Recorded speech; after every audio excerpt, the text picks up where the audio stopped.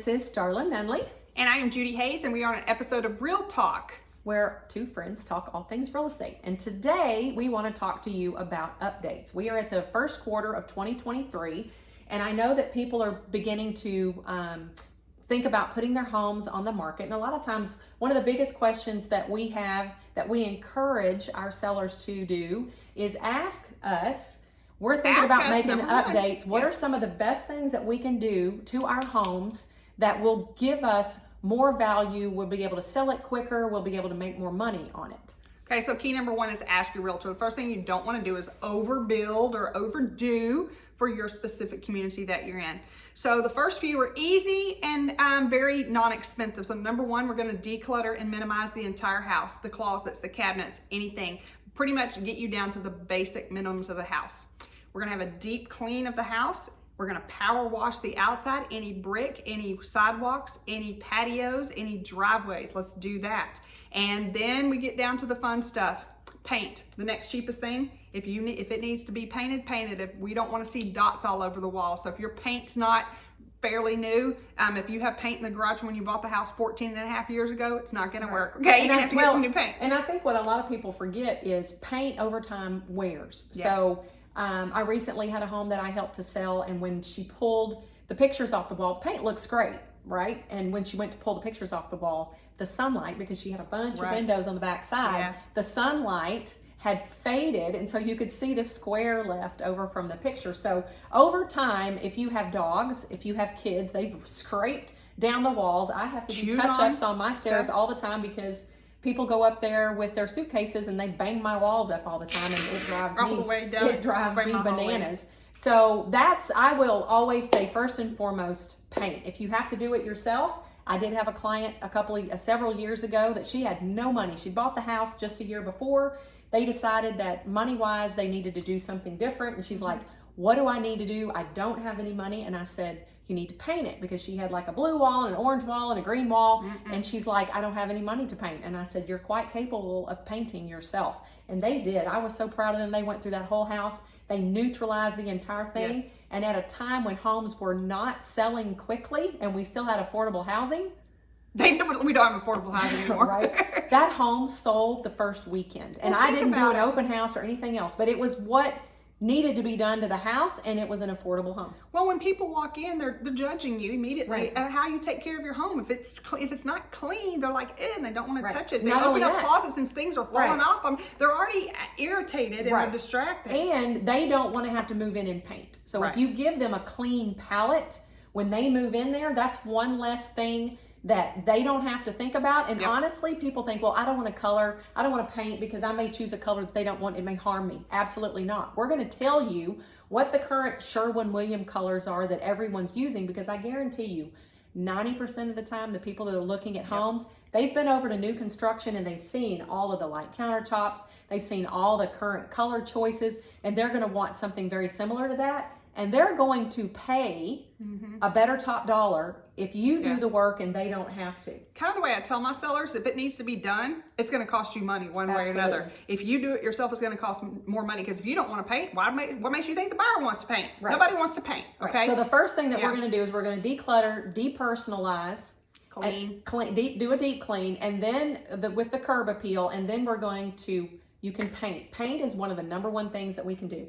The next thing that we can do, if you have money and you can go down the list, what's the next thing? Clean our carpets. If we have carpet in the house, you need to have it professionally cleaned. Believe me, I've seen some really carpet. I'm like, man, I don't know if they can get that clean, but they can do a lot. I will say, recommend we change the carpet, because most people, especially if you have pets, you can smell that in there, and people do not want your leftover junk.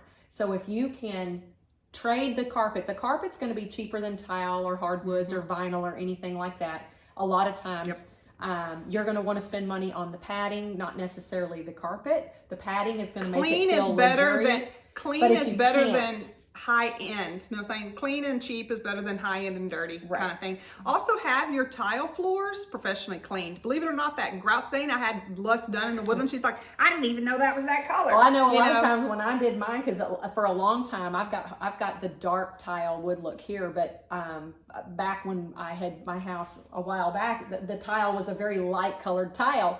And the grout, I didn't never realize that the grout was not supposed to be dark like brown. It was supposed to be like the same color as the rest of the tile. And when we moved the refrigerator and stuff around, I went in there and I was like, oh my goodness, we need to clean the tile. Yep. Those pets and kids will wear you out on cleaning out So the house. what's the next thing? So again, if you're looking to do updates and you've got a little bit more money, I'm going to suggest you change your hardware. So if you've got gold hardware from 1990 or 2000, I'm going to suggest you take that to a more modern look. Now that can get a little expensive, but you can there's lots of options online and discount places. There's lots of places Amazon. in Houston that you can go to. So when she says hardware, she's talking about your ceiling fans, she's talking about your doorknobs, and then the next hardware, maybe your plumbing fixtures on that as well. There is nothing that dates a home faster than old paint and old white and gold fans or fixtures in the room. Those things alone. Now you say, well, Darla, I'm not going to get my money out of them. Well, you know what? You actually will, because your home will sell. Yes.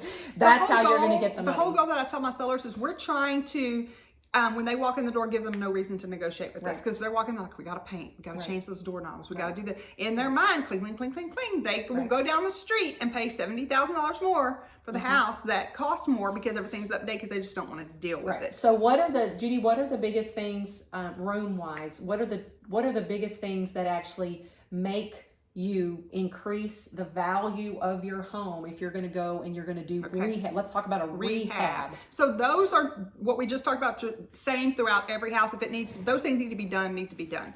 Now the next ones, I want you to pick up the phone and call us before you do this, because these are big ticket items. Number one, it's your kitchen. Everybody knows that's the heart and soul of the kitchen. That's your wow factor. When you're walking in and mom sees the kitchen, or dad loves the grilling area or whatever, and they've got a family, your kitchen is your number one place in the home, that is the center of the home, that you're going to entertain your family and your friends. Who makes the home buying choice? Mom.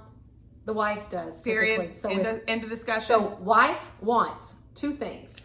Bathroom is number two. Okay, so those are your two most expensive things. So keep this in mind before you go. Judy and Darla just said that we need to update our budget. You're telling your husband that we did say it, but we got to be budget conscientious based on your neighborhood. Okay, or budget conscious based on what funds that you have. Period. Okay, those two renovations are probably going to cost you $30,000 each on a good day, Depending on what you do. I size. have ideas for smaller items. Yeah, I'm talking about a complete overhaul. It just depends. So if you're in Kingwood and you're in Kings Point, that's a different redo than you are in, a smaller neighborhood in Porter or something like that. Okay, so you got to know your area and what we're going with and what type of house we're selling. We're selling a $700,000 house. We can't have laminate cabinets in there and white appliances. Okay, we're gonna do it. We're gonna do it. Update to the neighborhood. To the neighborhood to get that, and that's not cheap. Okay, and it's so a one of kitchen those is things. how much? Oh, at least 30. Kitchen runs 30. A master or primary bathroom is going to run you about 15. Okay. I tell my people, so let's just say, generally speaking, you're in the heart of Kingwood and your house is original. Okay. There is one right now that came up yesterday in an area that I just recently sold a home in, and I'm looking at that going, that's got absolutely phenomenal potential, but it's old. So when you do that, I kind of tell my people, agree or disagree, we haven't had this conversation yet. I'm like, either do all of it or nothing, because a little bit of paint is not going to help the wallpaper, the countertop. You know what I'm saying? When it all needs to be done, I just tell them, now our price is going to have to reflect that. They're generally elderly. No offense, they're elderly. They've got a lot of stuff in their home. It's overwhelming. They usually don't want to deal with it. And I'm going to say, it's all or nothing. There's not going to do you any good to paint when we've got all of this other stuff. If the home down the street sold for $315,000, it's the same age, the same number of bedrooms, doesn't have a pool, does have a pool, whatever. And we start looking at comps for that. If that home down the street that sold for $315,000 has all the major updates in it, you absolutely cannot list your home at even anywhere near $300,000 because of that. You're going to have to list that home as it is, because I guarantee you, nobody is going to buy that home and live in it. The people that are going to buy it are looking to update the home. 100% of the time, that is not a lie. They are looking at it going, you know what, that's a great deal. I'm going to buy this home at $230,000. I'm going to put my money in it, and in 3 or 4 or 5 years, when the market's up and my updates have made a difference, I'm then going to turn around and sell it. They're not going to pay you for what can happen. They're going to pay you for what they're going to be doing. Okay, so let's talk about some structural things. We get this all the time. I just put a new roof on. Does that give more value to my house? No. I just put a brand new air conditioner on it. No. These things are requirements, just like your vehicle has to have an engine and 4 wheels, okay? Is it really good? Yes, it is, but does not give you more value. We just had an appraiser tell us this a few months ago when we were sitting out there. Same thing with the generator. I have a $5,000 generator. Great, take it with you. Yeah. Or it's a free bonus. Generators don't add anything. They What don't. What about the metal buildings in the back? We learned this not too long ago too. Nothing. you get very little value. So when she said that, I thought she was talking about a shed, like a storage shed. No, I'm talking about the metal workshops. A lot of people do those big metal workshops. You're building getting about workshops. $25,000. You spend, depends on how old it is. You spend 50 grand on it. Within the first year, it's knocked to half of that. Yes, within the first year, even if you've got a concrete bottom on it, That's you've got all of your neat little man things in there, that is now, especially if it's not air conditioned, Right. that has now dropped half. It's depreciated half. And that's the same within thing the with the first year. pool. We all know that. So just So kind of you're- think of that of everything You're else. doing that because it's for you and your family.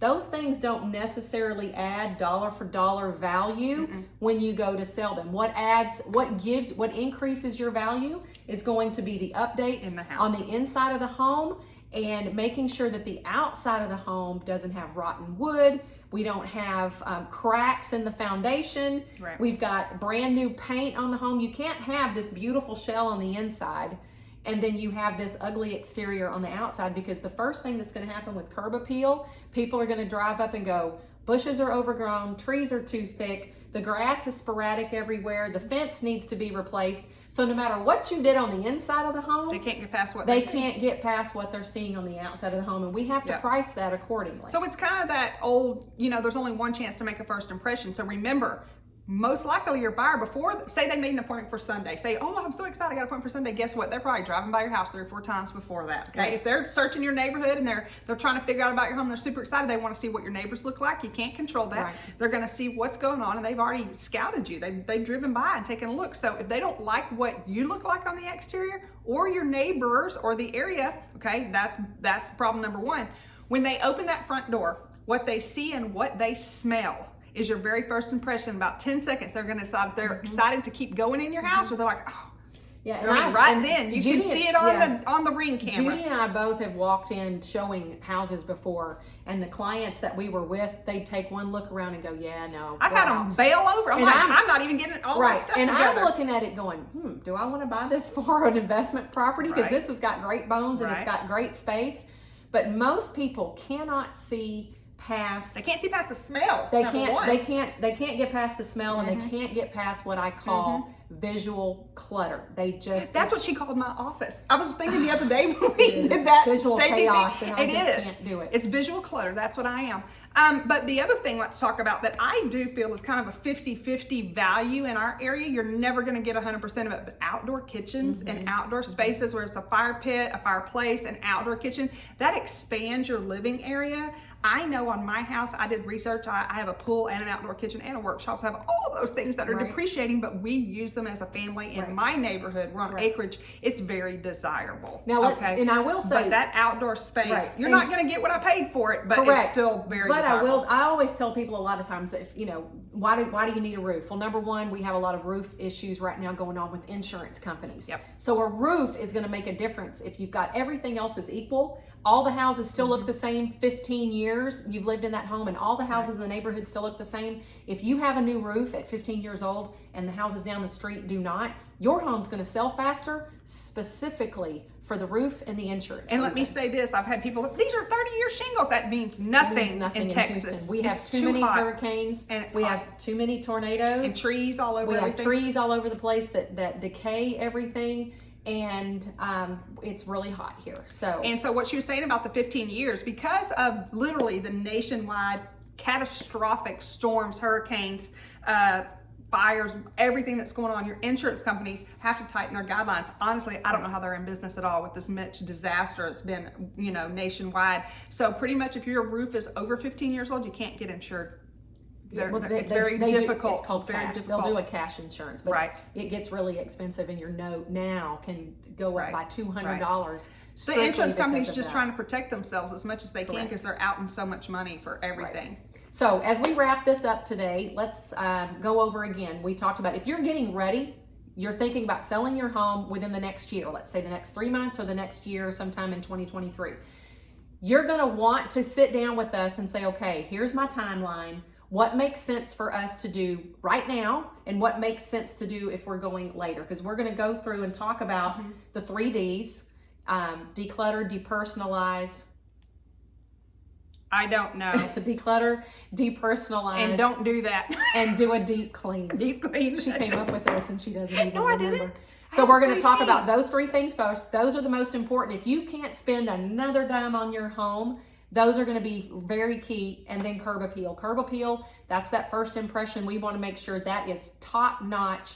Walk in, because that tells mulch, our you want buyers. fresh mulch, and if you can't keep plants alive, just get rocks. That's what I do. That tells our clients that you take care of this your home. house. Whether or not you can afford updates in it, at least gives them the confidence to know that you care about it and you will take care of it. And I will say this, I feel you wrapping can feel it when you walk in that it's maintained well. Absolutely. You It makes just a difference. you just can. You can feel the house is maintained. It may have original green carpet, but it's really clean, and, Right. and maintenance is ahead of everything else, but we got to get it updated. Right. So then the next thing, we're going to talk about paint.